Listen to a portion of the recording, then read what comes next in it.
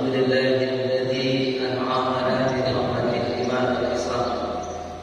Asyhadu an la ilaha illallah wahdahu la syarika lah. Wa asyhadu anna Muhammadan 'abduhu wa rasuluhu la nabiyya ba'dahu. Allahumma shalli wa sallim wa barik ala sayyidina Muhammadin wa ala alihi wa ashabihi ajma'in. Amma ba'du. Faqala Allah ta'ala fi kitabihil karim. A'udzu billahi minasy syaithanir rajim. Ya ayyuhalladzina amanu taqullaha haqqa tuqatih wa la tamutunna illa wa antum muslimun. Wa'tasimu bihablillahi jami'an wa la tafarraqu. Ila akhir ayat surah Al-Baqarah. Wahai orang-orang yang beriman, bertakwalah kamu kepada Allah dengan sebenar-benar takwa kepadanya, dan janganlah kamu meninggalkan dunia yang fana ini kecuali dalam keadaan Islam yang sempurna, dan berpegang teguhlah kamu kepada tali agama Allah, dan janganlah kamu bercerai-berai. Maha benar Allah dengan segala firman-Nya. Quran Surat Ali Imran ayat 102 dan 103. Al-Muhtaramin, para alim, para ulama, para ustaz, para ustazah, para kiai, kemudian wabil khusus Bapak Imam Masjid, segenap keluarga besar Safari Subuh, Ikatan Keluarga Minang dan simpatisan, wabil khusus Akinal Kiram Pak Ustaz Julisman. Terima kasih sebab beliau, dan dengan izin Allah kami bisa hadir dan bisa bertemu muka pada pagi hari ini. Kemudian wabil khusus juga pada para pengurus-pengurus dari Ikatan Keluarga Minang, Provinsi Bengkulu dan Kota Bengkulu, umumnya hadirin wal hadirat jamaah rahimahullah. Kecil tidak kami sebutkan nama, besar tidak kami panggilkan gelar. Insyaallah semua kita pagi ini dimuliakan Allah Subhanahu wa taala. Bapak Ibu, kita sepakat dulu waktu suruh 6:16 menit. Tapi waktu duha 6:24 menit. Kalau 4:41 menit duha. Berarti kalau saya ambil suruh, saya hanya ceramah 10 menit. Kalau kita ambil duha, agak sedikit panjang. Suruh aja. Duha ya? Sepakat? Baik. Bapak Ibu jamaah rahimahullah. Tema yang diberikan kepada saya pagi ini mengkokohkan akidah dan menguatkan ukhuwah. Dan tadi kita melihat dua inilah barangkali yang paling penting dalam kegiatan Safari Subuh yang sudah memasuki tahun yang ke-8 kata beliau tadi. Bapak Ibu jamaah rahimahullah, Rasulullah sallallahu alaihi wasallam dalam sejarah 13 tahun lamanya beliau di Mekah, hanya satu materi pelajaran yang beliau berikan, materi tentang akidah, tentang tauhid. Kemudian beliau pindah ke Madinah. Ternyata khutbah dan pidato pertama Nabi sampai di Madinah itu adalah bagaimana Nabi merangkul persatuan dan umat. Oleh karena ini judul ini sangat pas saya rasa. Bagaimana hari ini kita mengokohkan kembali akidah kita. Kita tidak bisa mungkiri Bapak Ibu, hari ini ujian kita cukup berat. Mau naik pesawat saja Pak Yunis, itu ujiannya berat Pak. besok insya Allah Maret mau berangkat umroh, harus vaksin lagi, namanya boxer. Kalau saya besok namanya apa lagi? Sudah 3 kali vaksin, harus pakai juga PCR, antigen, dan ada ujian. Ada yang sampai hari ini nggak bisa kemana-mana. Kenapa? Karena berat ujian kita. Mau kemana-mana harus vaksin. Kita darah tinggi, ini ujian. Ujian yang berat. Tapi mohon maaf, itu hanya sekedar ujian dunia. Baru itu ujian dunia diberikan Allah. Yang paling berat itu ujian akidah. Bapak Ibu boleh disimak sepotong hadis yang diriwayatkan oleh Imam Muslim rahimahullah dari sahabat beliau yang sangat sayang kepada kucing, namanya Abu Hurairah radhiyallahu anhu. Apa kata Nabi sallallahu alaihi wasallam? Badirul bil amali, bersegeralah kamu melakukan sikap dengan banyak berbuat baik, banyak beramal, fitanan, sebelum datangnya masa-masa yang penuh dengan ujian, masa-masa yang penuh dengan fitnah. Bagaimana masa fitnah itu? Seperti gelapnya malam. Kadang terang, kadang gelap. Malam itu kadang-kadang ada bulan, kadang ada bintang, kadang gelap, kadang terang. Begitulah kita hari ini. Bahkan kata Rasulullah sallallahu alaihi wasallam, yusbihu rajulun, ada seseorang yang paginya mukminah, dia masih beriman, wa yamsi kafiran, tapi sorenya sudah menjadi kafir. Bahkan ada orang yang sorenya masih beriman, tapi paginya sudah kafir. Dan ketika itu, maaf, agama akhirat dijual dengan harga yang murah. Rawahu Muslim. Jadi ujian itu sudah dijelaskan oleh Rasulullah beberapa abad yang lalu, dan banyak lagi ujian-ujian kita. Bahkan kata Nabi sallallahu alaihi wasallam dalam hadis yang lain, saya di zamanun la yabqa min al-islam ila ismu wa la yabqa min al-Qur'an ila rasmuhu hikmatuhum butunuhum wa dinuhum dirhamuhum. Nanti akan datang suatu masa, kata Nabi, masa yang penuh dengan fitnah, di mana ketika itu Islam hanya sekedar namanya, Al-Quran hanya sekedar tulisannya. Kemudian cita-cita mereka ketika itu hanya makan perut saja. Bahkan agama mereka dinilai dengan wa qiblatuhum nisa'uhum, kiblat mereka ketika itu para wanita dan perempuan. Inilah gambaran Rasulullah SAW tentang masa-masa yang penuh dengan fitnah. Oleh karena itu, perlu hari ini tema ini kita angkat. Bagaimana kembali kita mengokohkan akidah kita.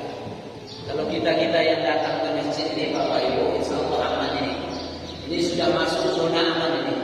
Tapi bagaimana dengan anak-anak kita 11, 15, 20 tahun yang akan datang? Kalau kita tidak hari ini memperhatikan mereka, memperhatikan akidahnya, memperhatikan keimanannya. Inilah yang disuruhkan oleh para nabi-nabi dan rasul terdahulu. Nabi Allah Zakaria pernah berucap, "Ma ta'buduna min ba'di." Wahai anakku, kalau ayah sudah tidak ada dan tidak, engkau akan menyembah apa? Apakah tetap menyembah Allah atau menyembah kakak? Makanya Rasulullah SAW, Bapak Ibu, memberikan resep. Kata Nabi, "Addibu auladakum bisalasatin bisal." Didik dari dini anak-anakmu dengan 3 hal pokok. Pertama, hubbillah wa rasulih. Mampukan dia untuk bisa cinta kepada Allah dan cinta kepada Rasul. Hari ini yang sudah jauh. Yang kedua, wahbi ahlihi. Mampukan dia untuk cinta kepada ahli keluarganya, hormat kepada orang tuanya, kenal dengan keluarganya. Ini harus kita sampaikan. Yang ketiga, wa qira'atil Quran. Jadi dia supaya mampu membaca Quran. Itu tugas kita, Pak, tugas Quran. Karena memang fitnah itu akan terus terjadi. Makanya dalam sebuah asar dari Umar bin Khattab radhiyallahu anhu, beliau pernah berpesan, Islam ini akan runtuh oleh 3 sebab. Sebab yang pertama, kata Umar radhiyallahu anhu, tergelincirnya para ulama. Hari ini sudah mulai kita rasakan. Kiai tapi ngomongnya nyeleneh. Buya tapi gaya buaya. Begitu ya. Mulai terjadi tergelincirnya para ulama. Apalagi banyaknya ulama-ulama su, ulama yang cinta kepada dunia. Jarang ulama-ulama yang berpegang kepada akidah gaya Buya Hamka. Dulu Buya Hamka tegas beliau. Apabila agamamu dihina, engkau tidak peduli, ganti bajumu dengan kain kapan, kata beliau. Ini kan sebuah ungkapan yang membakar semangat kita. Luar biasa Buya Hamka. Bahkan ketika itu disuruh mencabut fatwa larangan antara sesama, karena itu menyangkut akidah. Kata Buya dengan tegas, itu fatwa tidak akan pernah saya cabut.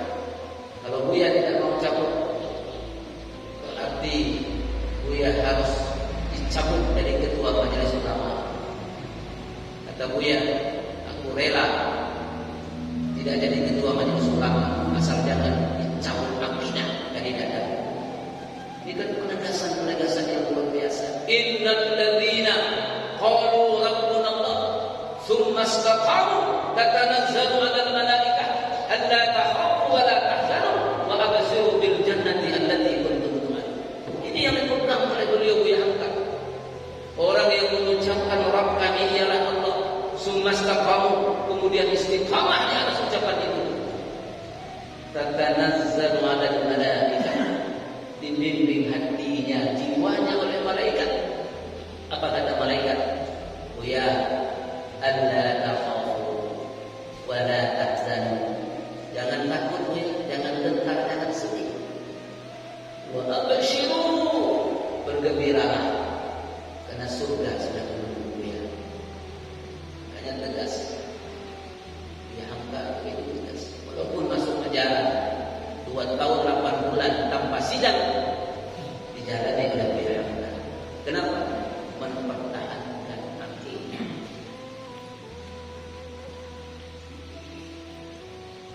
Ada namanya keluarga aman. Beliau punya ayah namanya Yasir, punya ibu namanya Sumayyah, punya anak namanya Ammar. Kulitnya hitam, tapi mempunyai hati dan akidah yang kuat. Ketika majikannya mengetahui bahwa Yasir masuk ke dalam Islam, Sumayyah ikut dengan ajaran Nabi Muhammad SAW. Maka ketika itu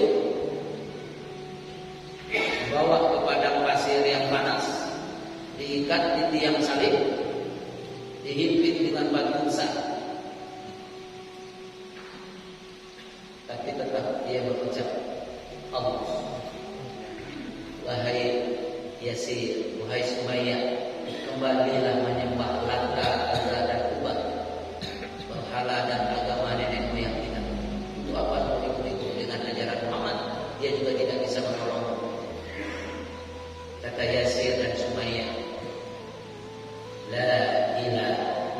izin berpegang pada akidah, istiqomah dengannya. Akhirnya maaf, Sumayyah ditombak oleh orang kafir Quraisy dari belakang tembus sampai punggungnya.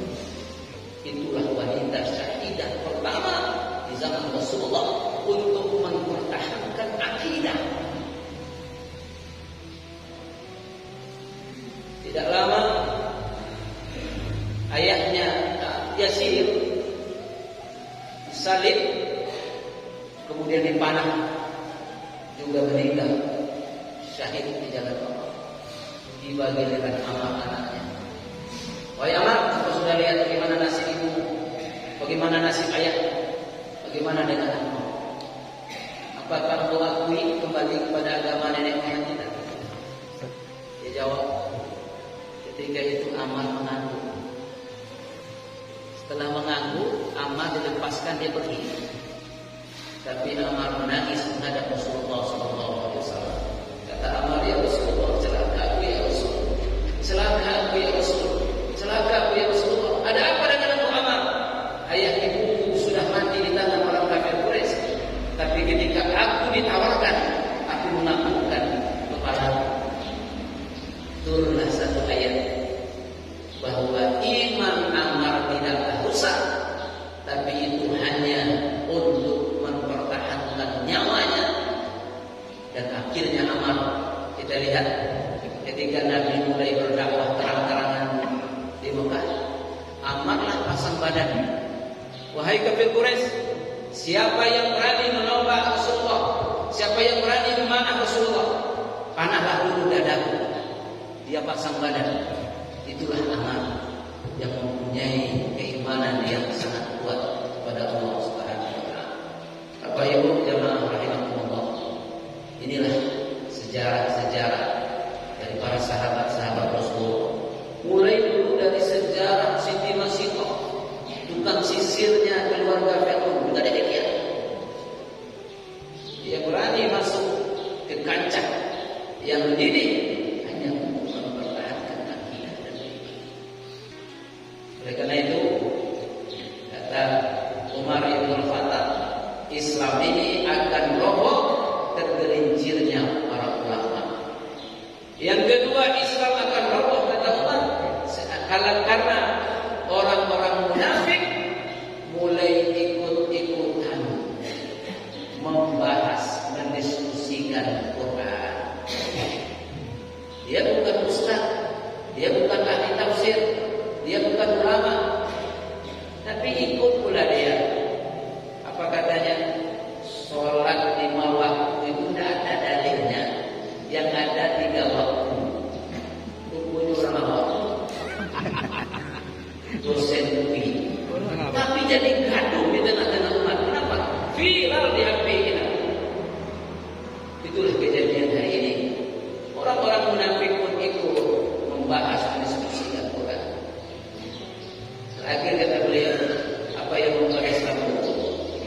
Apabila pemimpin salah mengambil kebijakan dan keputusan. Jadi pemimpin bukan hanya presiden Pak, semua lapisan kalau sudah salah mengambil kebijakan, tunggulah kehancuran akan terjadi. Oleh karena itu, saya rasa safari suku kita yang seperti ini, walaupun bentuknya sederhana, ya bentuknya seperti ini, tapi sangat luar biasa pengaruhnya kepada akidah kita. Apalagi kalau bisa nanti kita bawa anak-anak kita, kita bawa keluarga kita, akan berdampak lebih kuat lagi kepada mereka. Dan ini Pak Jurisman, saya akan katakan, dan saya juga ketua 10 IKSP dan juga pengurus IKM Kota Batam. Ini belum ada di Batam. Yang lain sudah bikin, tapi kita belum bikin. Ya. Ini kan pelajaran luar biasa ini hari ini. Alhamdulillah. Bapak Ibu jamaah rahimakumullah. Akidah tentu juga butuh. Bagaimana kita merajut kembali silaturahmi di antara kita, mengokohkan. Karena salah satu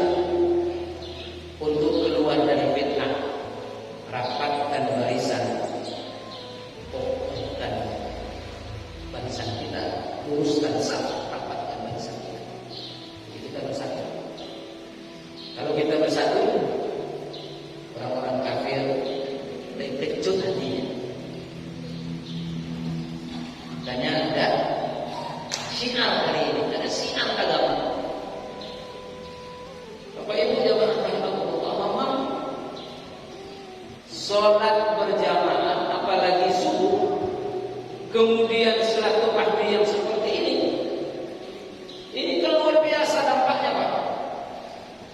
Kita baca dalam satu pendapat, kalau sebuah jamaah ingin kuat, sebuah perkumpulan ingin kokoh, ada 4 syarat mutlak yang harus dia miliki.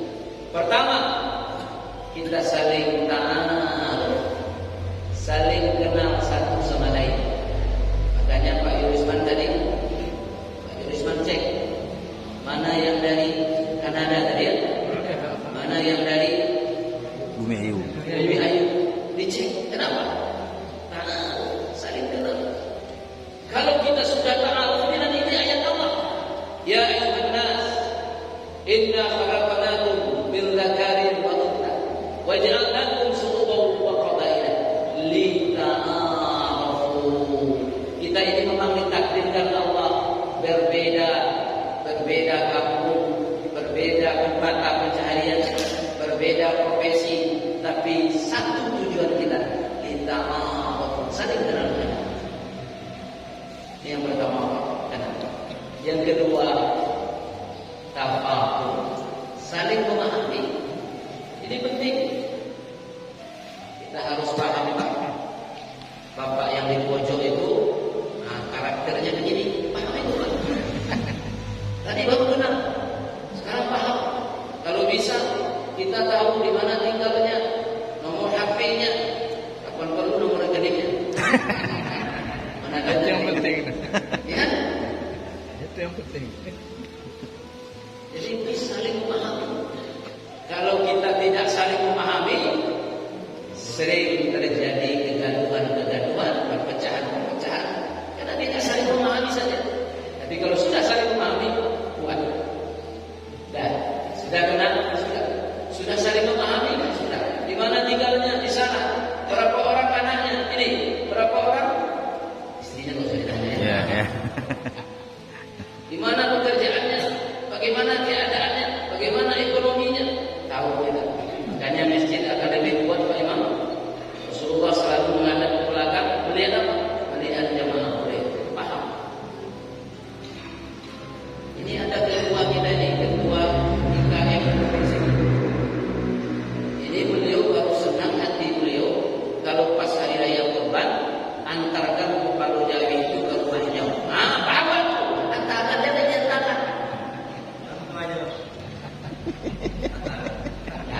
Contohnya,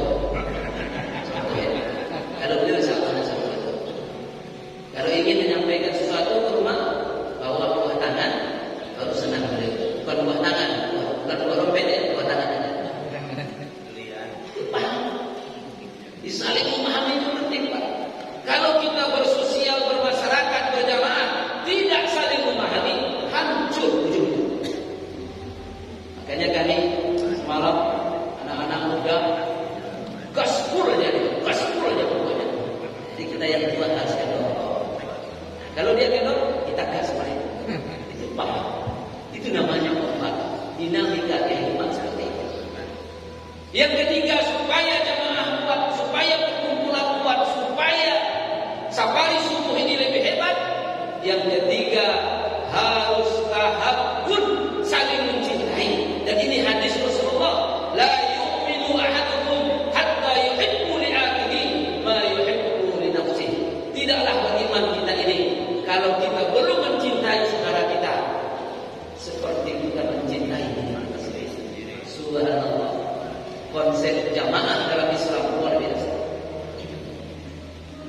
Sudah kenal, sudah paham, sudah saling mencintai, insyaallah. Baru yang keempat, ta'awun. Surat Al-Maidah, ta'awanu 'alal birri wat taqwa wa la ta'awanu 'alal itsmi wal 'udwan. Kita disuruh tolong menolong. Banyak orang Minang kenal dengan falsafahnya. Galurah sama menurun, gamuki sama menaki. Ya tak? Begitu orang Minang. Patah rambut begitu dulu. Galurah sama menurun, gamuki sama menaki. Adu sama dimakan, adu sama dicari.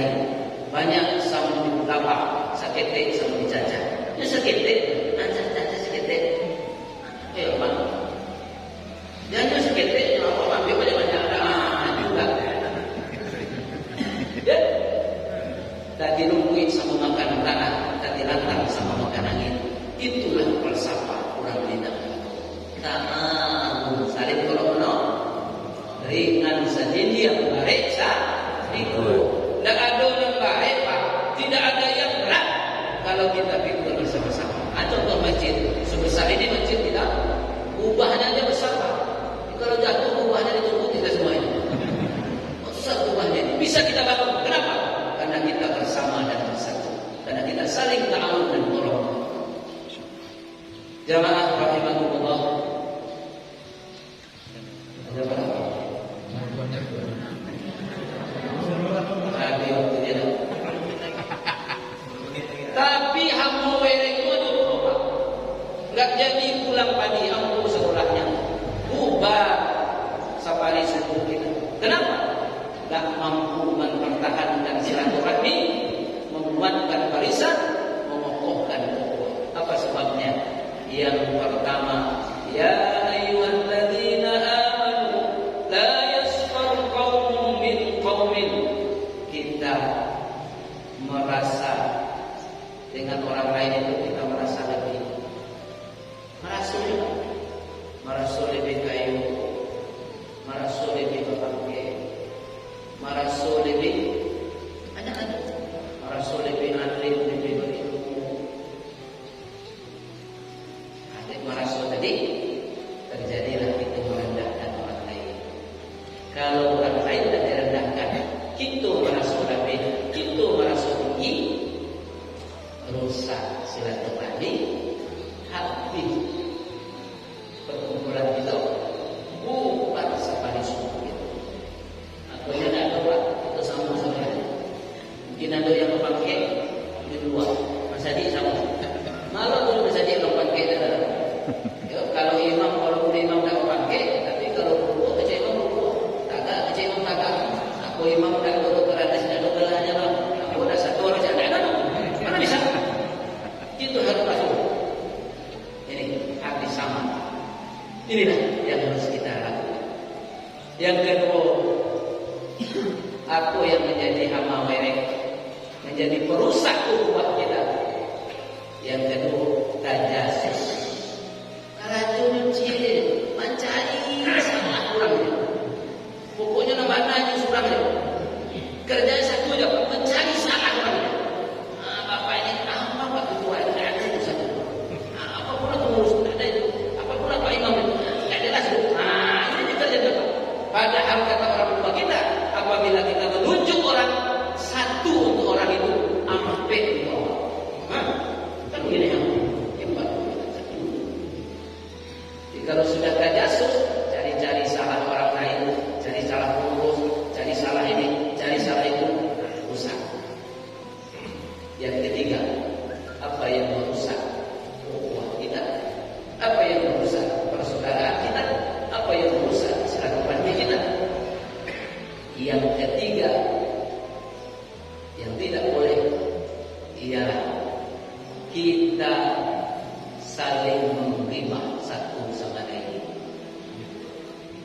Jadi kalau sudah begini, ketika rapat yang mampu, kadang-kadang tidur aja bawah, tapi sudah pulang masuk ke warung kopi. Diceritakan semua tadi. Ini ketua IKM tidak jelas nih Pak.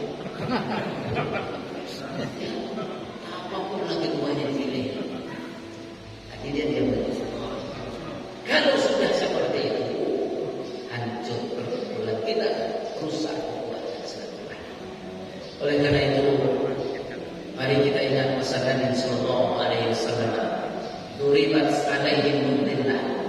Aina suqifu illa bihablin minallah wa hablin minan nas. Akan hina kita di hadapan Allah.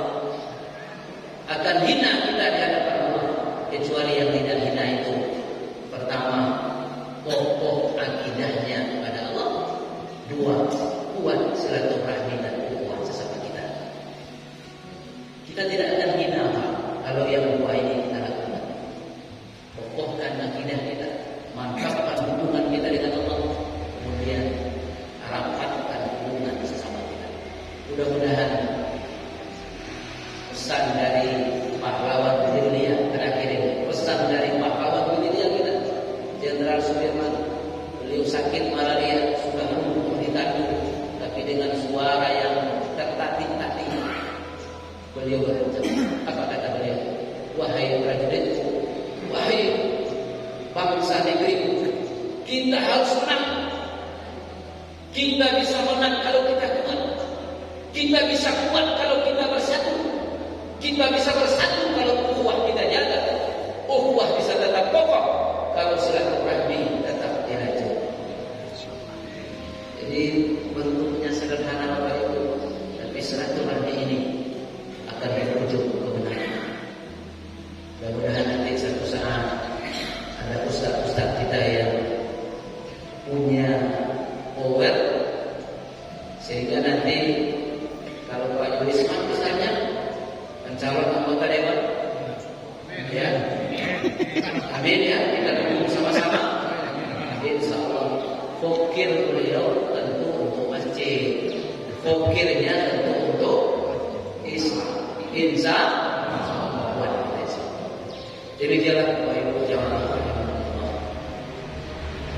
Oleh karena itu kita ingin berdoa mudah-mudahan Allah Subhanahu wa taala berkahi pertemuan kita hari ini. Silaturahmi yang digagas oleh keluarga Minang dan simpatisan ini tetap berjalan dengan lancar sampai akhir hayat kita masing-masing. Dan kita mencapai kemenangan agama dan kemenangan di sisi Allah Subhanahu wa taala. Al-Fatihah. Bismillahirrahmanirrahim. Alhamdulillahirabbil alamin. Arrahmanir rahim. Maliki yaumiddin.